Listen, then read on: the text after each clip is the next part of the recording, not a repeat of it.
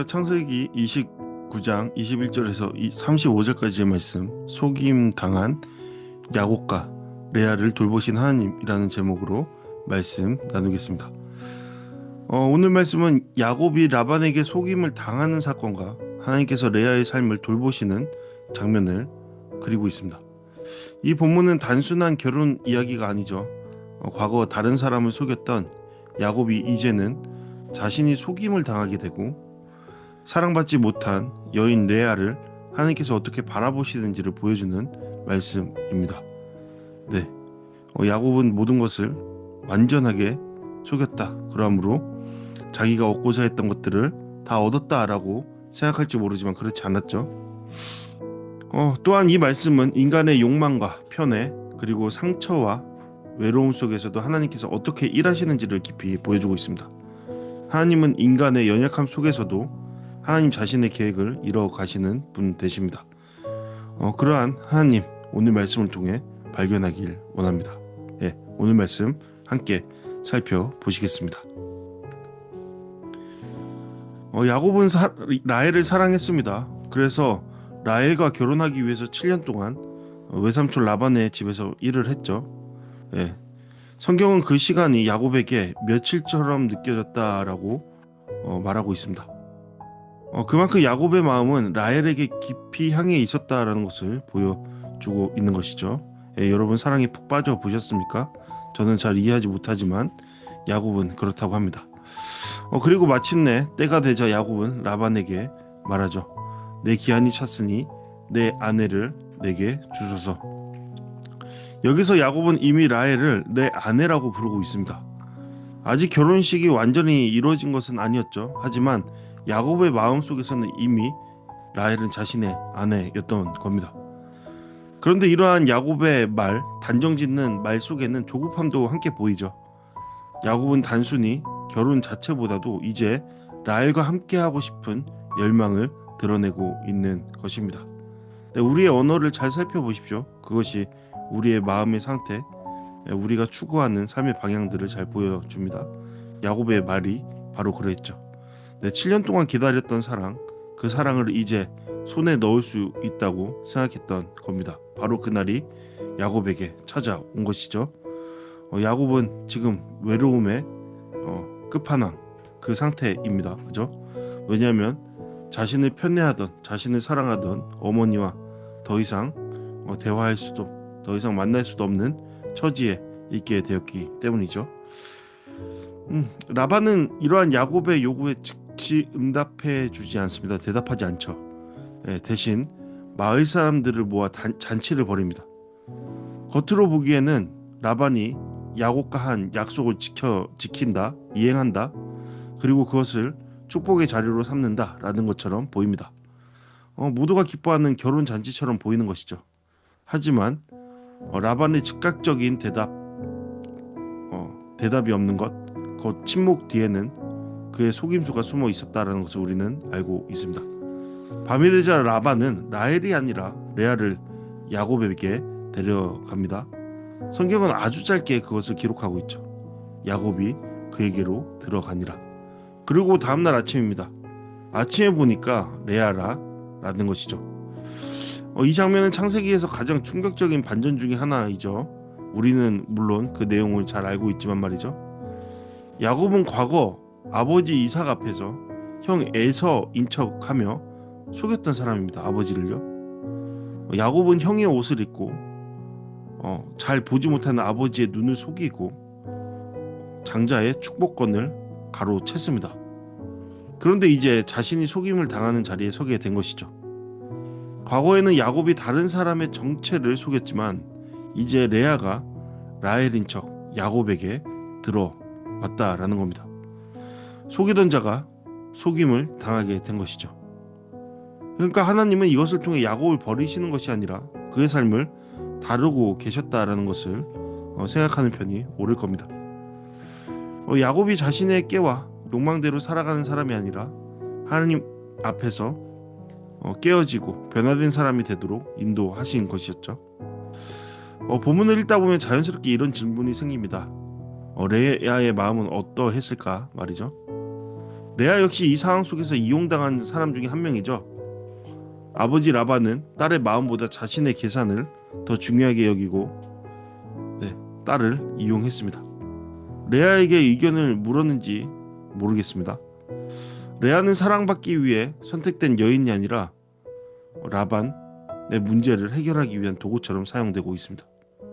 따라서 그녀 역시 큰 상처를 받은 사람입니다. 그리고 아침이 되었을 때 가장 큰 충격을 받은 사람 중 하나는 레아 자신이었을지도 모릅니다.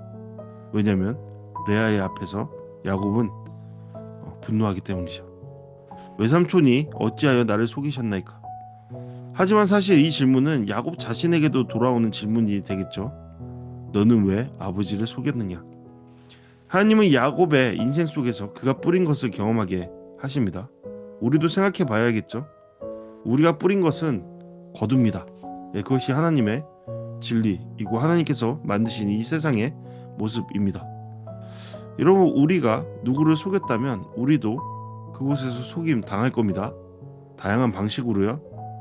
우리가 누구에게 친절을 베풀었다면 우리 또한 누군가를 통해서 친절함을 경험할 겁니다. 이것이 단순히 어떠한 미신적인 그러한 마음이 아니라, 생각이 아니라 하나님께서 우리의 삶을 지키시고 지켜보시며 그러한 뿌린 대로 거두는 삶으로 인도하신다. 그것을, 그러한 자연적인 법칙을 주님께서 예비해 놓으셨다는 것을 우리는 기억해야 합니다.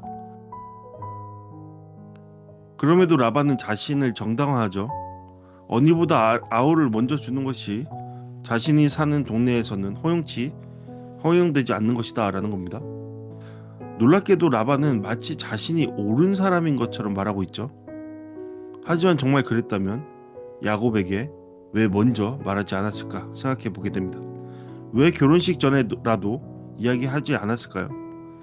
라반은 지금 풍습을 핑계로 자신의 속임수를 합리화하고 있는 겁니다. 그리고 이 장면은 창세기 25장과 연결되는 것이죠. 과거 야곱은 동생이면서 형의 자리를 빼앗았습니다. 그런데 이제 라반은 말하죠. 여기서는 동생이 먼저 갈 수 없다. 야곱은 자신이 과거에 뒤집어 놓았던 질서를 다시 마주하게 되는 것이죠. 하나님은 야곱의 인생 속에서 그를 비추고 계신 것입니다. 야곱은 그 과정 가운데 하나님의 뜻하신 바를 알아차리고 있었을까요? 결국 야곱은 라반의 조건을 받아들이죠.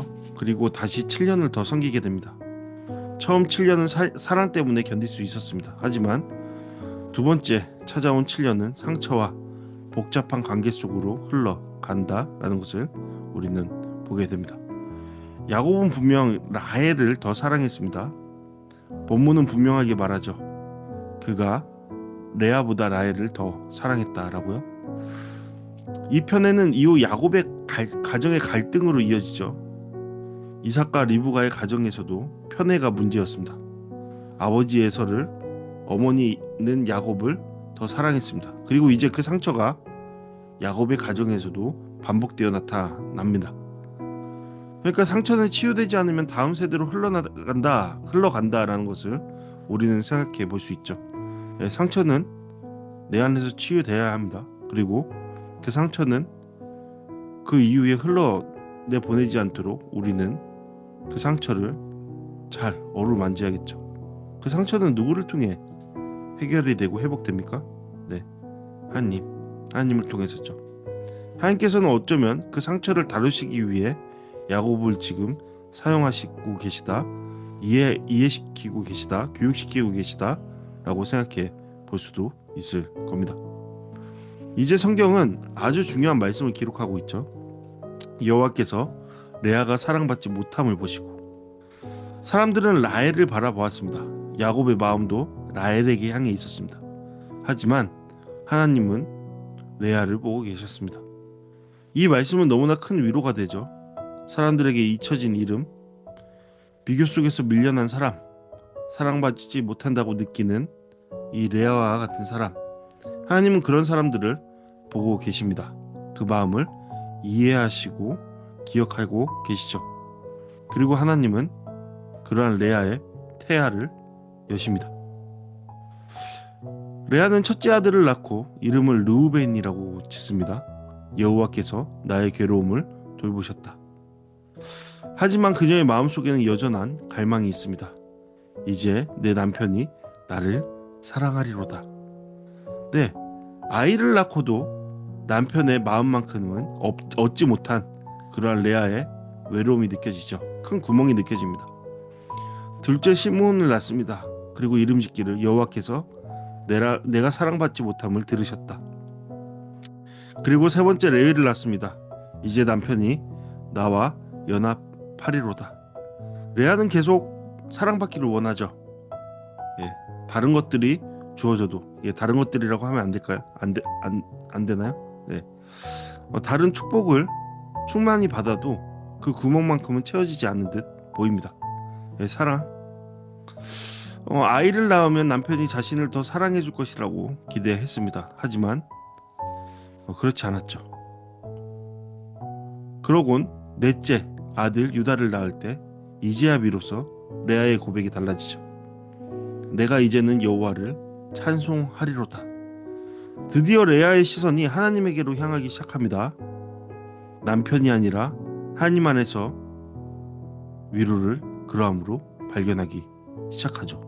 이것은 대단한 의미를 지닌다라고 생각해 봐야 합니다. 우리는 사람들에게 위로를 받기 원하고 사람을 통해서 무엇인가의 공백, 공허함, 구멍을 채우려고 합니다. 하지만 그럴 수 없죠. 사람은 사람입니다. 그러한 공간은 어거스틴의 말과 같이 우리의 영혼에 큰 구멍은 오직 하나님을 통해서만 채워질 수 있습니다. 놀랍게도 하나님은 바로 이 레아를 통해 구원의 역사를 이어가십니다. 레위 지파에서 제사장이 나오고 유다 지파에서 다윗왕과 예수 그리스도의 계보가 이어집니다. 레아는 남편 야곱의 사랑을 받지 못했지만 그의 삶 속에 하나님의 사랑과 위로가 함께 했습니다. 사람들은 레아를 선택하지 않았지만 하나님은 레아를 선택하셨습니다. 네, 오늘 말씀을 통해 묵상과 적용 함께 하시겠습니다. 우리도 살아가면서 레아처럼 느껴질 때가 있죠. 누군가와 비교당하고 인정받지 못하고 사랑받지 못한다고 느껴질 때가 있습니다.